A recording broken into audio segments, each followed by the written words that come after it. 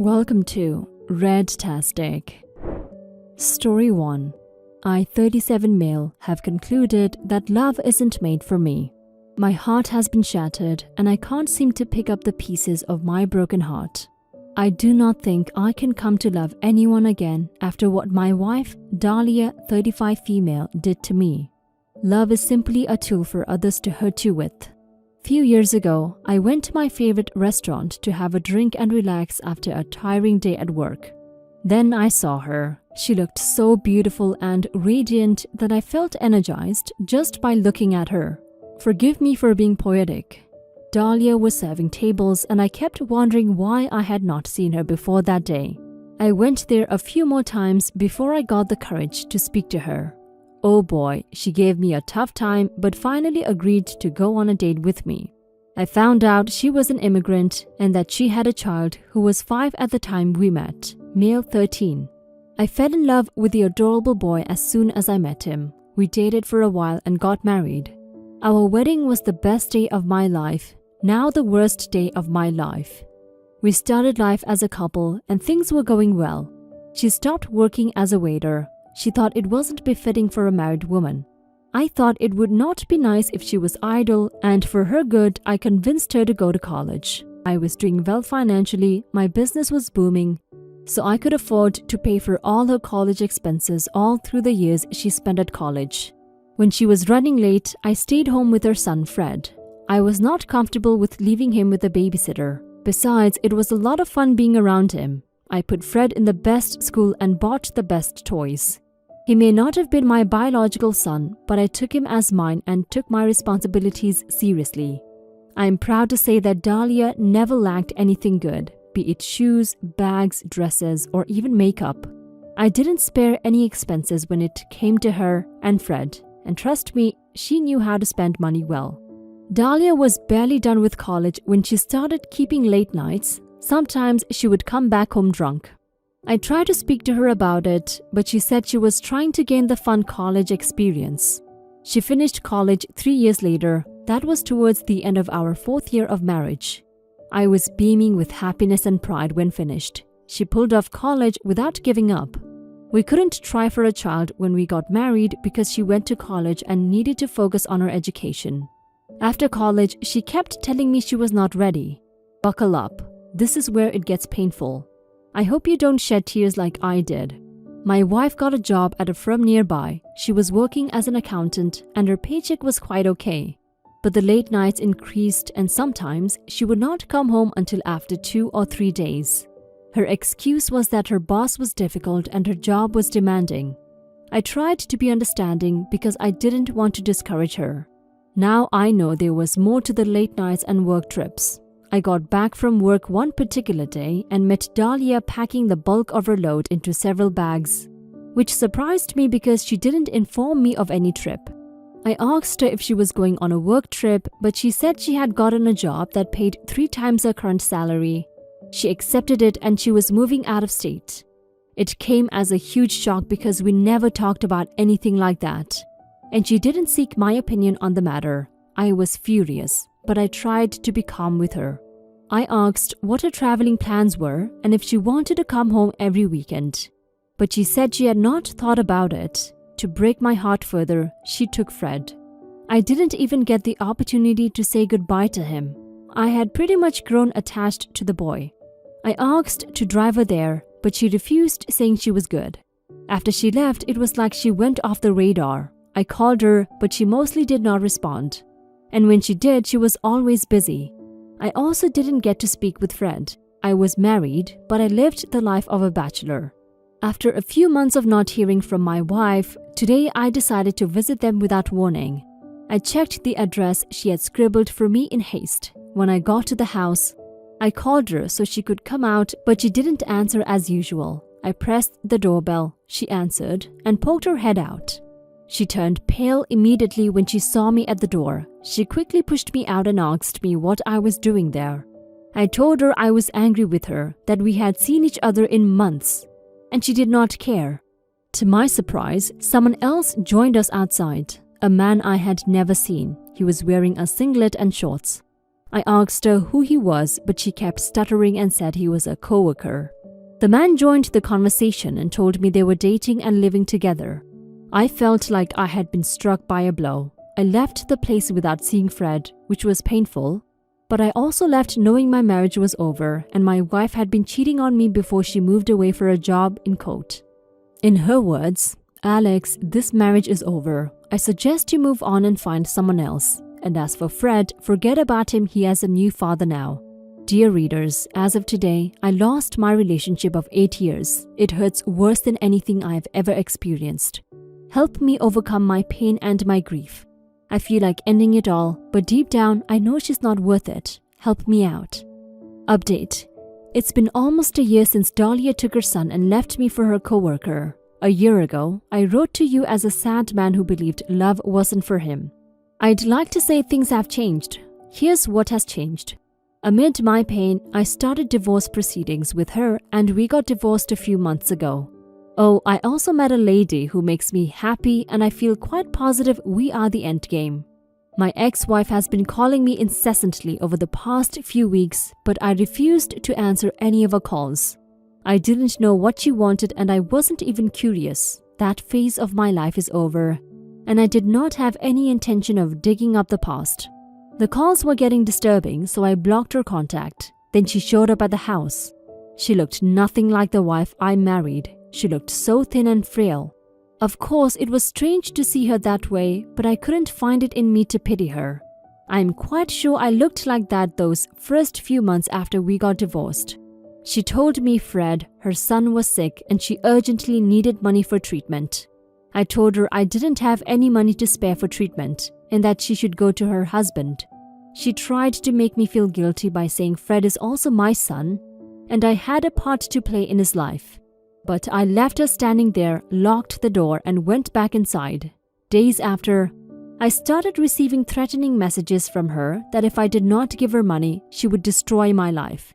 But I knew they were all empty and baseless threats just to get cash from me. Here's what she did not know. After we got divorced, Fred reached out to me on his own, and we have kept in touch all this while.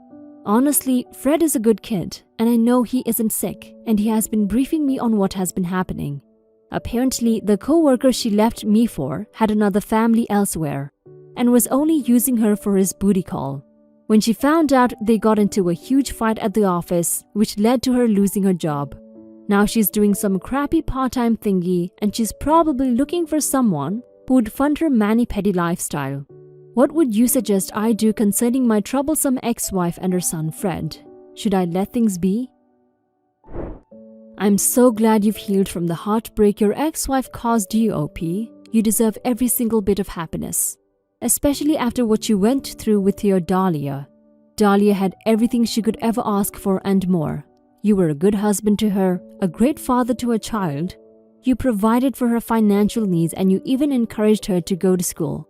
When people have everything, it's very easy for them to start taking it for granted, which is what Dahlia did with you when she left you for someone else. Now she's facing the consequences of her actions. Don't give any money to her since you know Fred doesn't need it. Continue to live your life. Hopefully, Dahlia will learn her lessons. Story 2. We've had petty fights over this, but I just want to know if what I'm asking for is unreasonable or not. So my husband has notoriously bad-smelling bowel movements because of his IBS. It's not super often but happens occasionally when he eats something he's not supposed to and he gets irritated. Anyways, the smell is absolutely putrid and will make you gag. Recently, I've been thinking about asking him to use the downstairs guest toilet instead of our main one for all number 2s. Part of it is definitely selfish, since I have a lot of nice-smelling makeup and delicate skincare in our master bedroom. And to be honest, I get a bit paranoid that his foul-smelling movements are creating lingering smells or poop particles. The other is that even though he closes the door, I can always smell a bit when he's pooping, and the smell makes me honestly gag. There's nothing worse than sitting in bed at 10 p.m. and smelling a tiny bit of poop when you're relaxing and getting ready for bed. Anyways, I brought it up to him that I think it would be nice if he started pooping in the downstairs toilet, which is far away from our bedroom. He got angry and said that he will poop wherever he pleases. I think he's being really immature and childish for wanting to poop wherever, especially when it honestly affects me negatively both mentally and physically. I don't think it's a huge ask if it means I could be a lot more comfortable in my own home. I know I would do the same for him. Is he being immature or am I the a-hole here? You're the a-hole, OP. You seem to have some problems accepting your judgment, but all I can say is if you think that your makeup is going to get lingering poop particles on it, you shouldn't have it in the bathroom at all, since you shit too. Just because he has IBS and it might smell a little worse doesn't mean you just smell like roses and sunshine, friend. Be a little more considerate of your husband and come up with a compromise. Now for some comments. You're the a-hole. Coming from someone with IBD, when the time comes to shit, there is no running downstairs. That's asking for a disaster and extreme abdominal cramps. On top of that, bathrooms are for shitting. If you are that worried about your makeup, invest in a vanity for your room and get him some poo-pourri or some kind of spray that goes in the toilet. You spray them right before you shit. Those make a huge difference in the smell. You're both parts not the a-hole and you're the a-hole. I don't think it would be unreasonable to ask him to use a different toilet if you're in bed in the master bedroom, if he can comfortably make it to a different bathroom. My significant other takes nasty smelling dumps and he has bad digestive issues, and he will use the other bathroom so as to not fumigate me out of our room. As far as asking him not to poop in the bathroom at all, that's an unreasonable request. If you're concerned about your makeup and skincare products, move them out of the bathroom. Makeup shouldn't be kept in the bathroom regardless. You're the a-hole. People with IBS or IBD can need to go to the bathroom on a dime. Hell, I don't even have it, but sometimes even I have a hard time getting to the bathroom 2 feet from my room. Instead of asking him to vacate his own bathroom, I understand it is also yours, but he's using it as an actual bathroom. You're prioritizing your makeup, that is 110% fine. And if it really bothers you, then move your makeup elsewhere to store. Ask him to open a window, turn on the fan, keep the toilet seat closed after going. Use a poop smell be gone spray. Pick out your own scent if you want. There are a lot of other options that won't make him feel unwanted in his own home. He probably gets embarrassed enough as is about it. You don't need to make it worse. Story 3. My grandmother died last year. My sister and I learned that she had left everything to us. This includes her 250-acre farm. The money she has saved up wasn't life-changing, but still a good bit. And gas, oil, mineral rights, which she was getting paid extremely well for. This all comes into play eventually. My mom and her didn't have the best relationship. They fought a lot, mostly because my mom didn't like how she did things. She also borrowed a lot of money from her. It was always a substantial amount. When she died, we were at the farm for weekends on end, cleaning it out, going through things, etc. Anytime we came across something, my mom would look at my sister and I and say, "I assume this place is yours now. It's up to you what you want to do with it." This was before the lawyer reached out about the will. Once she learned we met with the lawyer about the will, she had asked us for a copy, just to clarify there was nothing left for her. No money, land, nothing. All of a sudden, she became interested in how the will was set up. My sister and I know how she is. We said no. We knew she asked our grandma for money all of the time. We assumed she was afraid we wouldn't help her out like our grandma did. Every month, she would text me asking if I got my mineral rights check. She knew they were good from helping my grandma understand them. I always shied away from answering. I don't like talking about money because I don't want to be treated any differently. She would ask if the estate was settled, how much money we were getting, all that stuff.